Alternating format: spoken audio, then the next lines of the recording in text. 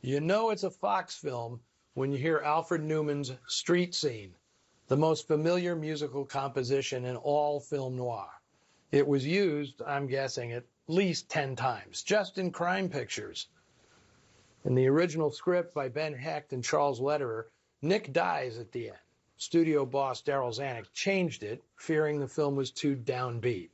And that wasn't all that was lightened up. You may have heard the narration mention Maria, Nick's wife, and wondered where she was. The script contained a couple of crucial scenes with her, scenes that were shot and included in the initial cut of the film. First, Maria is visited by Nick's cohort, Pete Rizzo, who rapes her while Nick is in prison. And that was followed by a startling scene only alluded to in the final cut, in which Maria commits suicide by gassing herself in the kitchen oven. Now, I'm unsure if these cuts were made by Zanuck or demanded by the Production Code Office, which wasn't keen on depicting rape or suicide.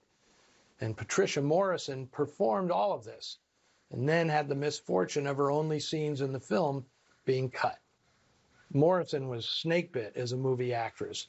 She was set for her breakout role in 1942's This Gun for Hire at Paramount, her wardrobe designed and tailored by Edith Head. Only days before the start of the production, all the outfits were retailored for Veronica Lake, whom the studio thought had better on-screen chemistry with co-star Alan Ladd. You don't have to feel sorry for her, though. In 1948, Cole Porter chose her for the lead in the Broadway production of Kiss Me, Kate, and Morrison left Hollywood for the legitimate stage, where she had a long and hugely successful career and life. She lived to be 103. The impact Richard Widmark's performance had on popular culture actually exceeded the popularity of the film, which, despite good reviews, was not the huge hit Fox was hoping for. But in college fraternities around the country, Tommy Udo clubs sprang up, celebrating his psychotic chauvinism. As gross as that sounds today, it's easy to see the appeal. Widmark's casual sadism was something entirely new on movie screens. There's no denying the man's charisma or the squirmy pleasure audiences got from his menacing death stare and crazed hyena cackle.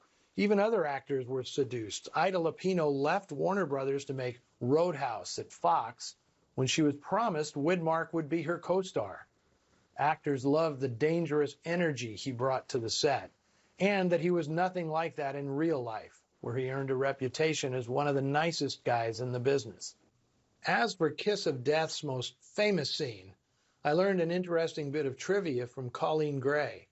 While Mildred Dunnick starts that famous tumble down the stairs in her wheelchair, it's actually Colleen Gray's husband, dialogue director Rodney Amato, who took the spill for the reverse angle shot. Amato was a jack of all trades in the picture business, but I found it kind of amazing that Henry Hathaway would let somebody other than a stuntman take that fall. But Colleen assured me it was true, and that Amato proudly showed off the bruises he'd absorbed. Small price to pay for cinematic immortality, even if it is anonymous. Colleen's recollection of Henry Hathaway, well, they were mixed. She'd been warned about Screaming Henry, who'd had a reputation for a short fuse and raging temper. And sure enough, his reaction to her very first scene had her running to her trailer in tears. Hathaway apologized, at least privately, and from then on, Colleen said he behaved like a big teddy bear. And it's worth noting that although Hathaway did not want Richard Widmark in this movie, and the actor and director were often at odds during production, they buried the hatchet. Hathaway directed Widmark in 4 more pictures, and the actor ended up being a pallbearer at Hathaway's funeral in 1985. I mentioned at the top that several performers made their screen debuts in this picture. In addition to Richard Widmark and Colleen Gray, eagle-eyed fans may have spotted Susan Cabot as an extra in one restaurant scene and Jesse White as a taxi driver.